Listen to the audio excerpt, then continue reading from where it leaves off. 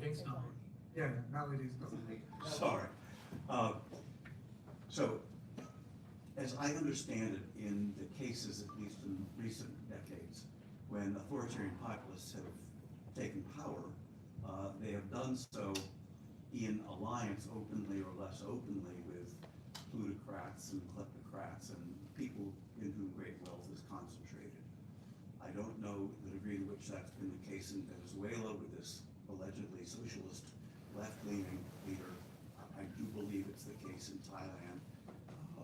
It's surely the case in the United States. It's surely the case in Hungary and Slovakia and many other instances. How widespread is this alliance that the Hacker-Pearson idea that meets this plutocratic populist alliance? Isn't that reliance of the authoritarian leaders on their wealthy backers who will benefit from policies that seem to help the poor but don't, and end up suppressing elections and markets? Isn't that a fairly widespread phenomenon? Yeah. Thoughts about the I odd alliance between plutocrats and populists? I would not talk necessarily about the plutocrats and government officials, but like the idea that there's an international alliance of autocrats, I think it's true. It's real, right? We live in Venezuela, but we being repressed with Chinese technology. We have the Wagner group supporting the Maduro's military.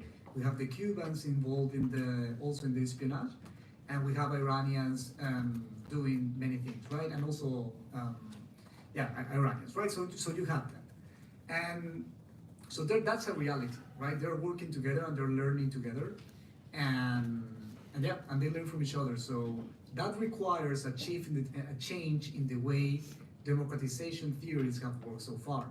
One of the main or most used democratization strategies were like based on Gene Sharp's analysis of like how to defeat dictatorships, and it's the pillars of power. And anyway, the thing is that if you assume that powers come from obedience, and obedience requires pillars of support that are the enablers of the repression or the autocracy, whatever, well, you confront those pillars with the people inside the country, and then you are free, right?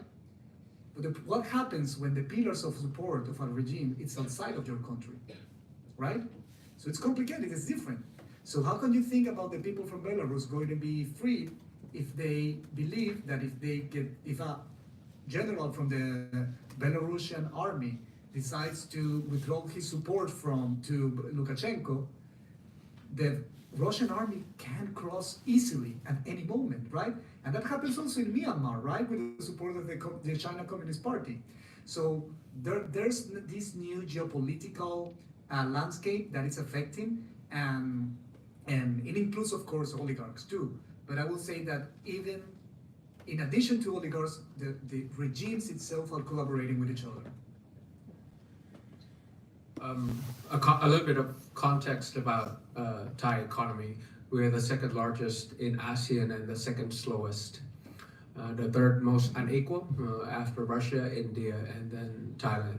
1% holds 79% of the wealth. So just to give you these one holds 79% of the wealth according to Oxfam. So I have to source my information, being a good Kennedy alum. But and all those are something that is chronic and going a lot, but to make it more current, like more up to date, transboundary haze and online scam.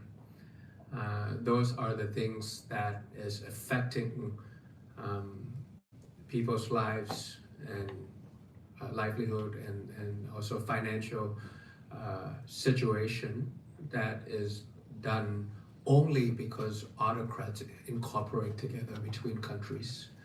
If you read The Economist, maybe previous one that's called Scam Inc., if you read into it and you see what happened in Kansas, started in Myanmar through the help of the Thai authorities, for example. I think that's something that would directly answer your question. Thank you. Yeah, Daniel, what do you think about, so Trump won, I think we didn't quite see the same plutocrat populist alliance, and now you have kind of all-in plutocrats. Yeah, no.